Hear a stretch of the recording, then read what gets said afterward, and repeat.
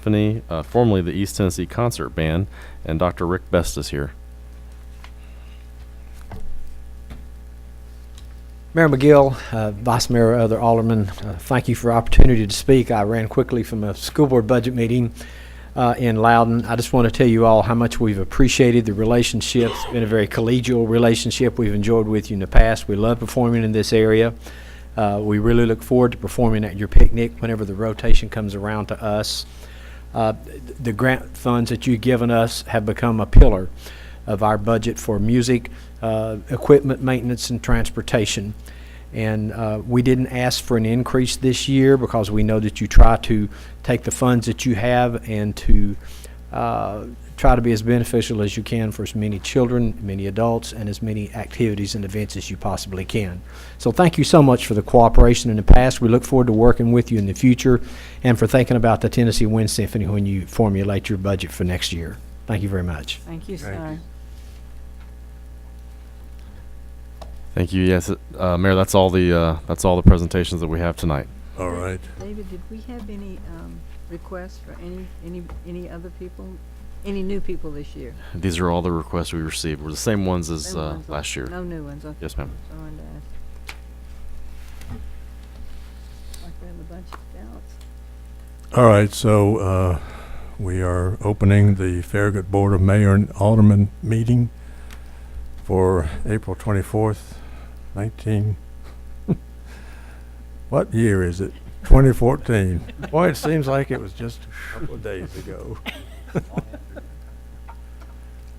I see we have some Boy Scouts. We've got some pins for you, and I know you're working on a merit badge, so I hope you learned something while you're here. Be sure to get she's going to hand them out. And we'll start by rising for a moment of silent prayer, Allison, is his one too? followed by the Pledge of Allegiance.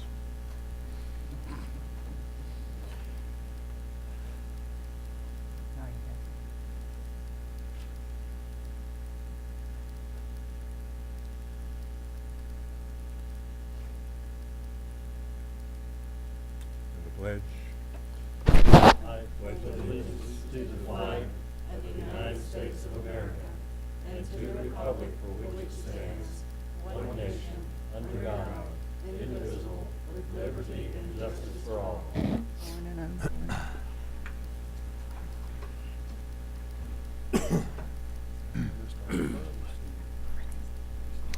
First item is approval of the agenda. I don't see the need for any changes. I'll move for approval. Second. All in favor say aye. Aye.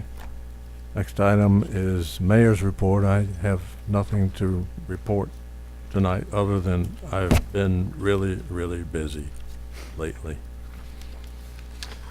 Next item is citizens forum.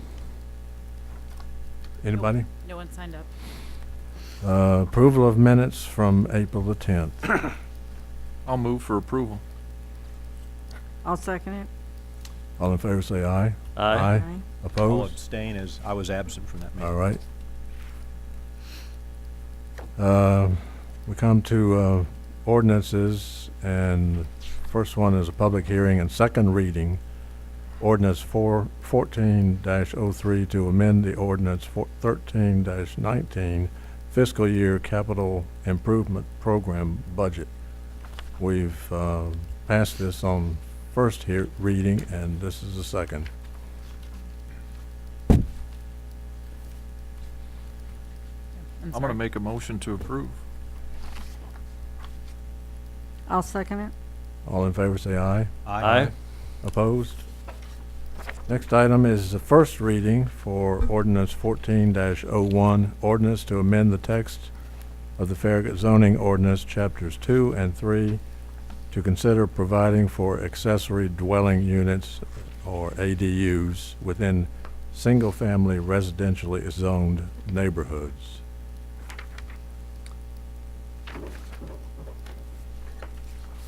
Good evening. I'm just going to give you some background to this item since this is the first reading.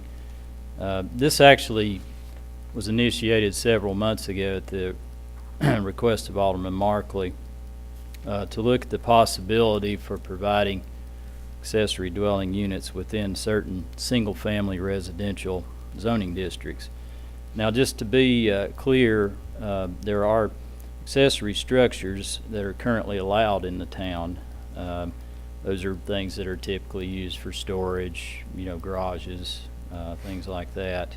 They're limited to 600 square feet or 30% of the footprint of the house, whichever is greater. An accessory dwelling unit is either a detached accessory structure or an area within an existing home that would serve as a completely separate, independent living quarter, where they would have their own kitchen, their own bed, their own bathroom that would be completely separate from the other housing unit on that lot. And those are proposed in Ordinance 14-01 as limited to 800 square feet.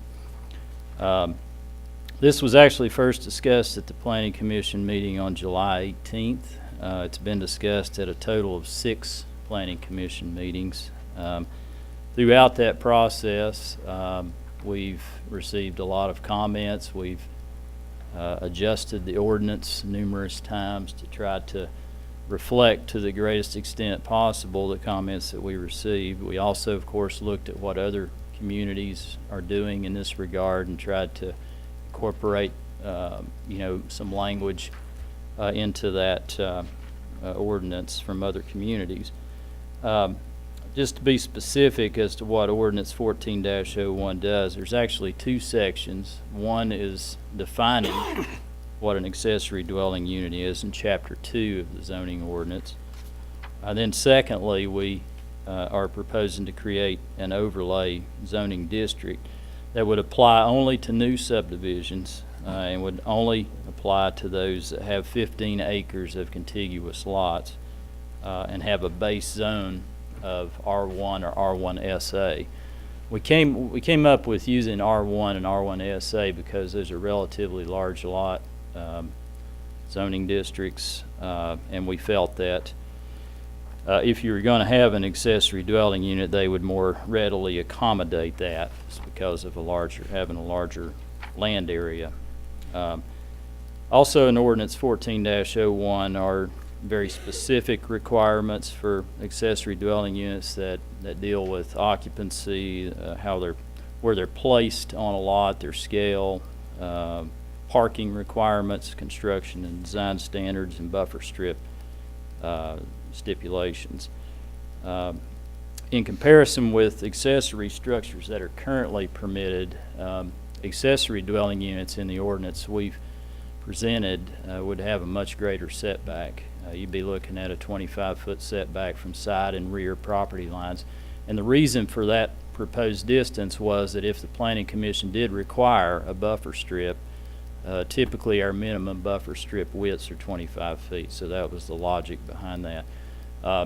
Standard accessory structures that are currently permitted are only required to be 5 or 10 feet from side and rear property lines, depending on whatever the platted easements are that would be associated with that particular lot. Also in this ordinance, there's there is an additional parking required where a piece of property would have an accessory dwelling unit. There's very specific construction and design standards that would not be applicable to accessory structures that we currently do allow. There's also, as I mentioned earlier, the option for a buffer strip. It would be a decision to be made by the Planning Commission as part of the rezoning, and that would be they would look at what's surrounding this area that's proposed for rezoning and whether a buffer strip would be needed to enhance compatibility with abutting land uses. As I mentioned earlier, this has been reviewed a number of times at various public meetings. There is language both in our strategic plan and in the comprehensive land use update that does deal with housing choices, providing different, looking at different options for housing choice, particularly as it would apply to young professionals and the elderly. I think we've had a lot of, I think, meaningful and useful discussion on this, related to this topic. Basically in February, the Planning Commission did make a decision. They were ready for a formal vote. The decision that they made and their recommendation that they forwarded to you all through Resolution PC 14-01 was that at this time, in their view, it did not appear to be a need for this type of housing in the town. So that was their formal recommendation to deny Ordinance 14-01. I think there are some photographs of maybe other accessory structures. These are not accessory dwelling units, I don't believe. They're just buildings that might be comparable to what this ordinance could provide for if a property were rezoned to allow this. And you can see in this picture here, the structure to the left could very easily be an accessory dwelling unit on this piece of property. So, again, built into this ordinance are requirements that this freestanding structure would have to be visually compatible with the principal structure on the lot. So you wouldn't have a situation where, you had a flat roof detached accessory dwelling unit and a gabled roof home.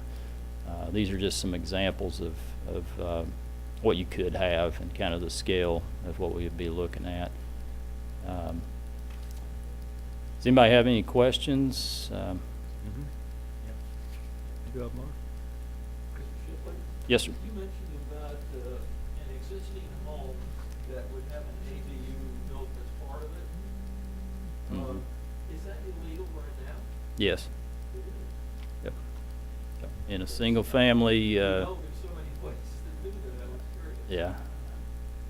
Yep. Thank you. Now, what I'm talking about, is you have a situation within a home where it's completely independent of the other portion of the home. Whoever lives in this one portion of the home doesn't need any of the services or utilities or anything that's in the remainder of the home. They'd be on their own meter. They'd have, basically just a completely separate living arrangement. It just would so happen to be in the same structure.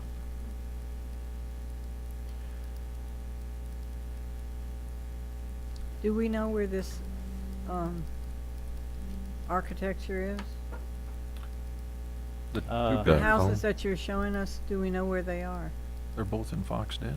Yeah, I took those pictures, Dot. This is a Steenrod residence on Grigsby Chapel Road, and it faces the Gouffon residence across the golf course on Crippled Mule Point, which is the little yellow cottage. If you back up one picture, another picture. Yeah, this one. This one's on Foxden Golf Course as well. You can see the pond behind it there a little bit to the right. Both beautiful residences, very tastefully done. Allison, did you get that other picture that I sent you today? Probably not. I just got back from a conference. Okay. There's another one just across the street, right across Grigsby Chapel. That's a large residence, and it has an attached, rather large garage apartment. And the only reason it was allowed to be built that way is because it's connected to the main house. They built this, looks like about 100-foot long breezeway to connect it to the house, which our current requirement is that you can build this size structure if it's physically connected to the house, which adds a level of complexity and expense and really absurdity to the ordinance as it's currently written anyway. I'm sorry that we didn't get that picture in time to have it up here. It's a beautiful and tasteful structure, but this 100-foot long breezeway that connects it to the main house was necessary in order to make it comply with the ordinance. Well, it's been noted that we have talked about this a lot, and I'd have to say that I still have misgivings about it. I think there are some consequences that could happen for which neighbors might have an adverse situation.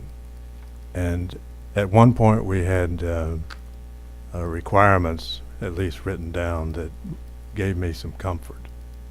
But we would not be able to enforce any of those. In fact, some of them may be unconstitutional. And so we're left with requirements that are somewhat open to some consequences that we would not like to have. You know, I'd like to, I agree with the mayor in the fact that we've talked about this thing. I think we may have set a new record on discussion on one item. But I want to applaud Alderman Markley for bringing this up, because quite frankly, you know, we're seeing probably more shift in the needs of housing in the last 3 years than we probably have in the previous 30. And this topic for ADUs is popping up all over the country. And you know, there's even, this is a little bit off trail, but there's communities now that are building zones, not for ADUs, but for buildings for permanent housing that's smaller than what this ADU request is. Yeah. I mean, I don't know what the proper term is, micro homes or what they are, but Yeah. you've got full-time residents now that are building homes that are 10 by 20 and living in them. And there's new zones being put in communities just for that. So, you know, this issue is going to come back, and I'm personally not against it, but I don't think the time is now after all the discussions. We've stirred this pot and stirred it again. But I do think we need to keep this wording, because as Mark said earlier, I think we did have a lot of good discussion. I think we had a lot of back and forth, and if this would be adopted, I think we have something here that is pretty solid. Is it the end game? Maybe not at this point. But I have no doubt in the very near future we're going to have somebody here that's going to come back to us. And I think with the requirements that we had built into this, as far as where in our community and the size of the lots, that it really could bring a lot of value to a certain part of our town. But as I said earlier, this topic may have set a record for individual conversation, and I just don't think it's the right time. But I'm glad he brought it forward, and I'm glad we had the discussion, because it's going to come back. Well, Mark, the two things that you mentioned were the comprehensive land program that we have put forth and voted on, and what was the other one? Well, the strategic plan and the comprehensive land use plan update both have some mention And part of this different in housing are listed in that. It's more broadly, yeah, just the broad idea of looking at into different housing options. Well, I've really myself have had mixed feelings about it, but after I've been reading it and studying it, and especially since we got this information from Lori and all the things that are happening, I think it's inevitable. It's inevitable that somehow or another we're going to have to be able to offer this. And it's not going to be an old subdivision. They have to be new subdivisions, and they have to be on a larger lots. I mean, you know, they're doing it in places across our country, and if we want to be the ones that are going to be progressive and offer affordable housing in different parts, then I think we're going to be very negligent and not seriously considering this. And in the beginning, I can tell you, I wasn't sure I was in favor of it, but after especially seeing this report from Lori, that really convinced me that I think now is the time that we need to move forward.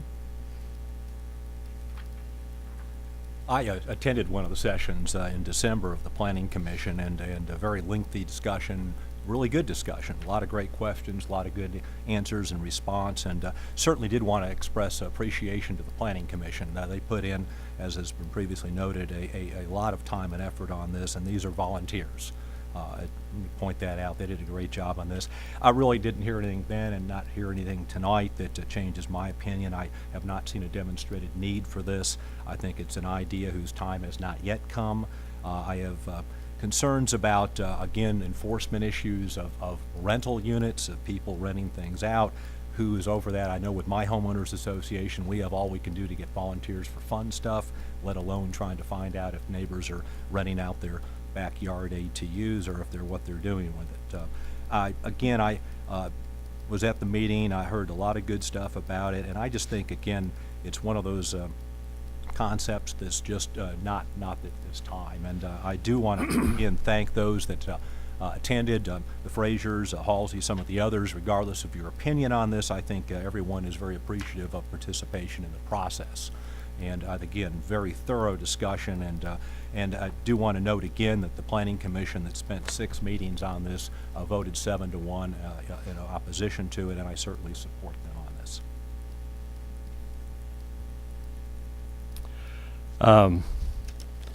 I think everybody's had their say, and so I would like to, as the one who brought this forward, I'd just like to address this whole issue. First, I just want to say I'm grateful to the Planning Commission for taking the time to meet and discuss this 6 times. That having been said, I am frankly still dumbfounded, shocked, and appalled at the resistance I'm seeing to this. We're not talking about putting a nuclear waste dump under the primary school. This is a very simple thing. So I'm going to share some of my thoughts that I shared with the Planning Commission to all of you. I am in the housing industry. I am very much in touch with what's going on there. I'm a member of the National Association of Home Builders. I read Professional Builder, Builder Magazine, Professional Remodeler, Journal of Light Construction, Custom Home. I also read the National League of Cities newsletter and Tennessee Municipal League, Tennessee Development District, and I'm aware of what's happening. For many years, a need has been emerging in the United States due to the graying of America, multi-generational households, the rise in divorce, and now higher unemployment and attendant difficulty for recent graduates to find work. This is fueling the need for a more diverse housing stock. What we're seeing is not a blip on the radar, but a mega trend that we as a municipality ignore at our own peril, at the risk of ending up on the ash heap of homogeneous cookie-cutter bedroom communities, another poster child for the ills of mindless, post-World War II suburban sprawl that has become axiomatic. That's kind of a long sentence, but that's exactly what we're talking about here. Rudy Giuliani, the former mayor of New York, recently said, that city which is not constantly reinventing itself is in decline. Folks, America is changing. I've heard from the Planning Commission, I've heard from the mayor, I've heard from Alderman Elliott, I've heard from Alderman Honkin to say, we don't see any need for this. The need is knocking on our doors. It's pounding on our thresholds. I am one person. And in my life, my father, who was a scientist who worked on the Manhattan Project in Oak Ridge, a very dignified, capable man who worked until he was 82, lived on his own for 70 years. When he was 88 years old, and I finally had to take his car keys away from him, I'm sorry, Mayor, Alderman Elliott, Alderman Honkin, I was not going to stick him in a nursing home someplace. I brought him to live with me. And this 88-year-old gentleman did not need to have 4 young children tripping under his feet at that age in his life. I desperately wanted a place where I could let him live out his years in dignity, close enough to me where I could take care of him, watch over him, but allow him that independence. If that's not a need, I don't know what is. Now, my son is 24 years old. He's autistic. He's very high functioning. He has capabilities. He's capable of living by himself with some help. I'm not going to put him on the state's support. I'm not going to put him in some group home someplace. I would dearly love to have a little cottage in my backyard where he could live with dignity, independently, close to me, where I can help and watch over him. Now, I'm one person, one citizen in this town. Am I the only person that has these needs? I don't think so.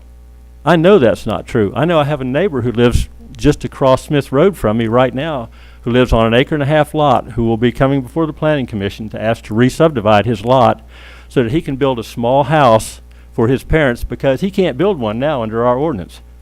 Now, is that forward thinking? Is that in harmony with our with the guiding principles of our strategic plan, one of which is high quality residential choices, progressive senior options, family friendly homes? Folks, this is happening in our nation today. This is the world as it is today, not as it was in 1960 or 1970 or 1980. This is today. There's a real and genuine need for this. It's everywhere around us. We choose to ignore it at our own peril. Is this the time for it? If this is not the time for it, when is? When we've been steamrolled by the tide of change, when we've been left behind? I think Farragut is better than that, and I think we have an opportunity here. We have an opportunity that few communities have. We have a subdivision which right now is in the process of being permitted, which is seeking plat approval, Split Rail Farm, which meets the criterion here. They've offered to be a test bed for this, a guinea pig, a trial run for us, one subdivision, and we can very specifically limit it to that. The ordinance has been very skillfully crafted by our staff, by 6 trips to the Planning Commission to hammer out an ordinance that is very livable and workable. We have a place to try this. Why do they want to do it? Because they have several people already who want this. They want it in the neighborhood. Where's the need? We have it. It's knocking on our doors. This isn't pie in the sky. This isn't something in the future. These people need these things. If they can't have them here, they'll have them someplace else, like they've had so many other things that now are happening in Hardin Valley and deep South Knox County, North Shore Corridor, and in Loudoun County adjacent to us. Progress is going around us. And if we don't adapt and change and move forward with it, we're going to be left behind.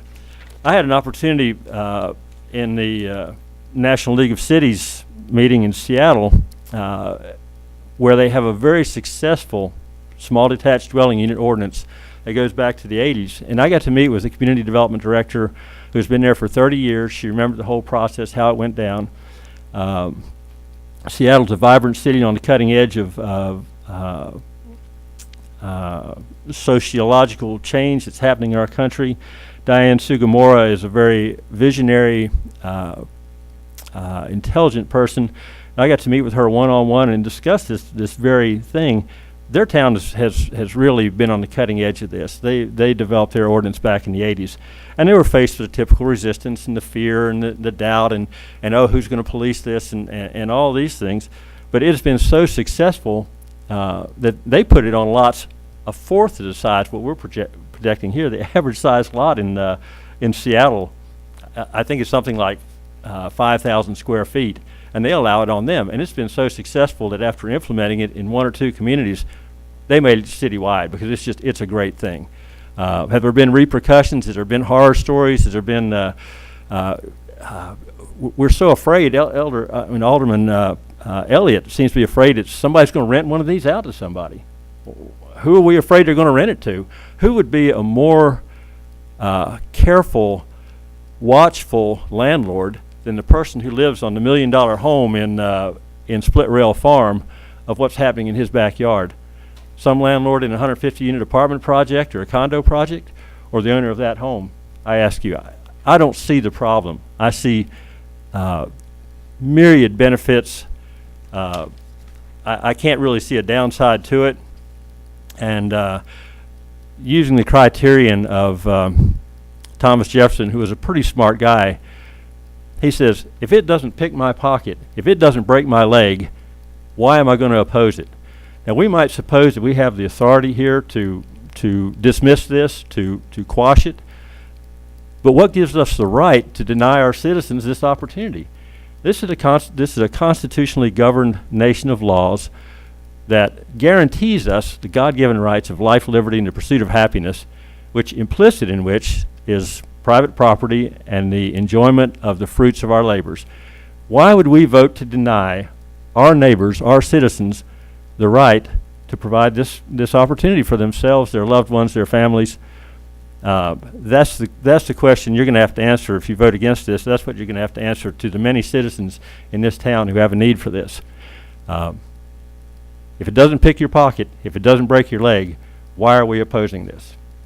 I unhesitatingly, without qualification, support this, ask for your support of it, and hope that we can get past our prejudices, our fears, and move ahead with the times.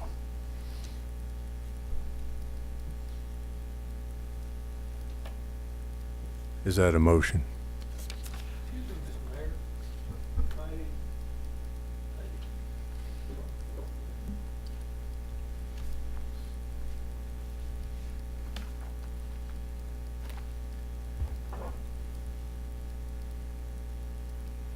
I'll have to refer to a few notes so make sure I don't miss anything. After all we've heard, I don't think we have to remind anyone of how long this proposal has been discussed. It's not a matter of a couple of months. It goes back to August of last year. And why has this been such a hard decision, really? Well, number one, there's lack of public interest.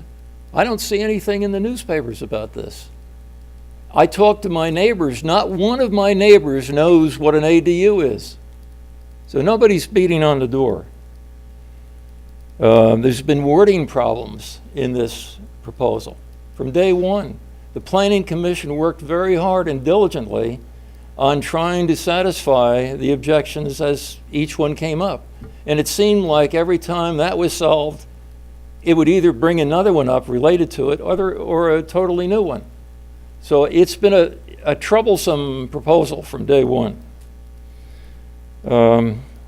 And I think there's an overwhelming concern for the unidentified things that might come up in the future. It's in a way, something radical. You may think it's very simple, but it concerns people of unintended consequences. What may come up in the future that we don't know about? Alderman Honkin is quite right when he brought up on a recent meeting that if we turned down every idea that came along, we wouldn't be in the position that Farragut is today with the many wonderful things that we have. And I agree with him. I have to get one housekeeping item out of the way, Alderman Honkin. And that is, you commented that you thought I might be borderline disrespectful. And I want to assure you and all the other members that I have nothing but respect for the Planning Commission and the Board of Aldermen, every one of you, and I'm just awed by the knowledge that you people have of our city and how hard you work. So let me put that to rest. Fair enough. While you're at it, I meant to ask you to state your name and address. Oh, I'm sorry. I'm Ken Fraser, and I live on Village Green, 217 Village Green Parkway. Thanks.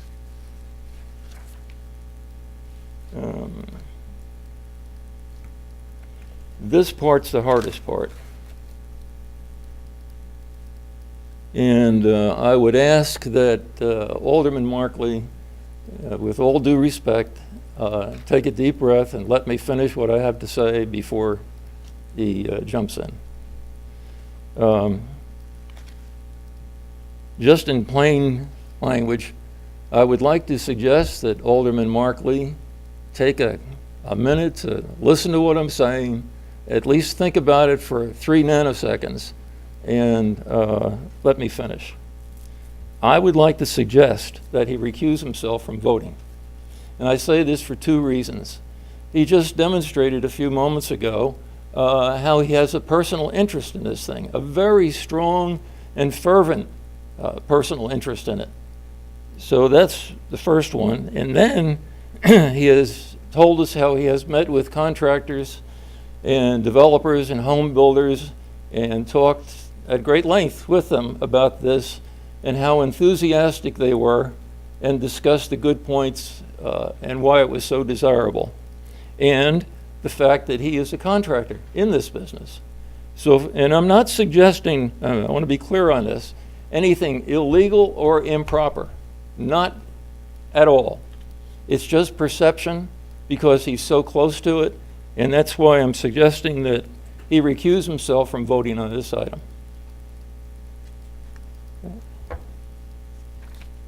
That's all I have, Mr. Mayor. Thanks. Well, Mr. Fraser, I've taken a deep breath, as you suggested. I listened patiently. I think it would be, frankly, absurd if I were to recuse myself from every issue in which I have a strong personal interest, because I have a strong personal interest in my Second Amendment rights, my First Amendment rights, my rights to free speech, my rights to lawfully, peaceably assemble. These are property rights. This doesn't have anything to do with me personally. Oh yes, I definitely have a need. I feel like I have a need to defend myself in the public parks too, but I don't think that should make me recuse myself from voting on an issue which is of general and universal interest, as I feel this is as well. The fact that I'm a contractor, I don't know how that enters into it. That means that I'm probably more knowledgeable about it than most of the other people on this board or on the Planning Commission, because I am in touch with housing. You state again that you don't see any need for it. You know, people who don't have cancer probably don't see any need for chemotherapy or radiation treatment either. That does not make it any less valid a need. Just because you all have been fortunate enough apparently not to have experienced that need certainly doesn't mean that there are not hundreds of people in the town of Farragut right now, and I know some, and I can guarantee you that I'm not alone, and there are people who want this because, I don't know, you haven't heard about it, you haven't read about it in the paper. I don't know what to say about that. You've not been reading the professional journals, you've not been reading what's going on in our country and the need that is very really and truly there. So if anybody here feels that I should recuse myself from this, I'd be interested to hear your logic behind it. I certainly feel no need. Well, I don't see a need for that. I think, I think you've handled this well. I'm going to be repetitive of what I said earlier. This is coming. I have no doubt of that. I can't get past the, I don't know really how to word this, to be honest with you. I haven't seen the level of support that I'm hearing you say there is. I think you've made some great arguments. And I appreciate the personal need that you've expressed. I just don't see it at that level now. But I will tell you, if in the near future I had a number of people come to me and say, I'd like to see this, I'm a hair from supporting this. Because I'm not totally against it at all. I just haven't seen the need yet, even after all the discussions. But it's coming. As I said earlier, we need to keep this wording close because we're going to be dusting this off. And I'd be willing to bet money in the next 36 months we're going to have this somewhere in our town. But I have not. I do have to say I have not had a. In fact, I'm not sure I had one person call me in support of this. I did not have a large number by any means calling me against it either. It, for the most part, other than at the Planning Commission, it was a relatively quiet event, which is somewhat surprising.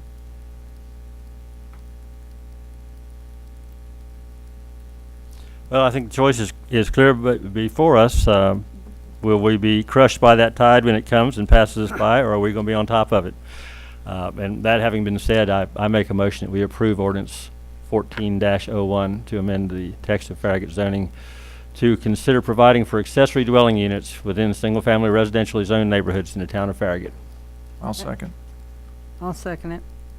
Oh, you already did. Call the roll. Alderman Elliott. No. Alderman Honkin. No. Alderman LaMarche. Yes. Alderman Markley. Yes. Mayor McGill. No.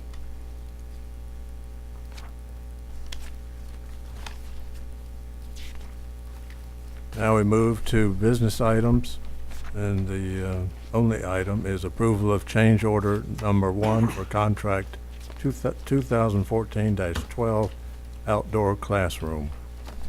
Yes, you'll recall that the board awarded the contract for construction of the outdoor classroom to J&D Excavating back in February.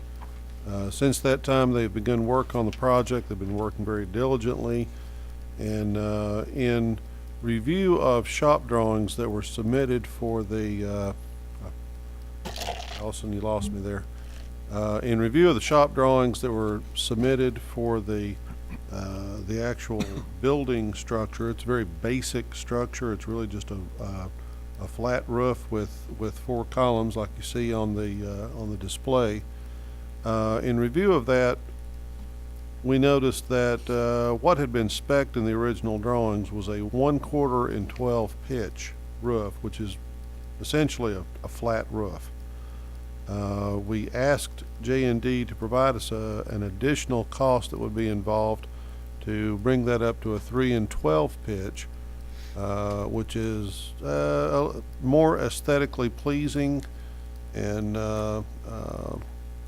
more consistent with the other structures that we have in the parks. J&D provided an additional cost for that to increase the pitch to 3 and 12. That would be $1,518.36 if we wish to revise the pitch. Staff believes this is a reasonable cost for the more attractive appearance, and we recommend approval of this change order. I'm going to move for approval. I'll second it. All in favor say aye. Aye. Any opposed? Town Administrator's report. Thank you, Mayor. This weekend is a big event in town, the Art in the Park, going on at all the different facilities that we have.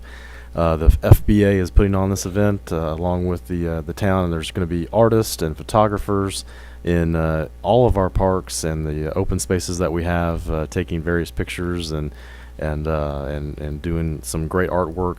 They're going to have a public presentation of that artwork. I think it's May the 9th, on Friday night, over in Turkey Creek, between the Best Buy and the Men's Warehouse and one of the empty retail spaces there, to auction off the artwork and be a fundraiser for the event. So anyway, this weekend though is a good time, and it's actually the kids' time will be, I believe, from 1 to 3 in the afternoon. Kids will be doing artwork at the Campbell Station Park. So if there's any kids out there that want to come, then I think that'd be a great time for them. Other than that, that's all I have to report. Thank you, and there's no attorney's report, so we are adjourned. Thank you for being here.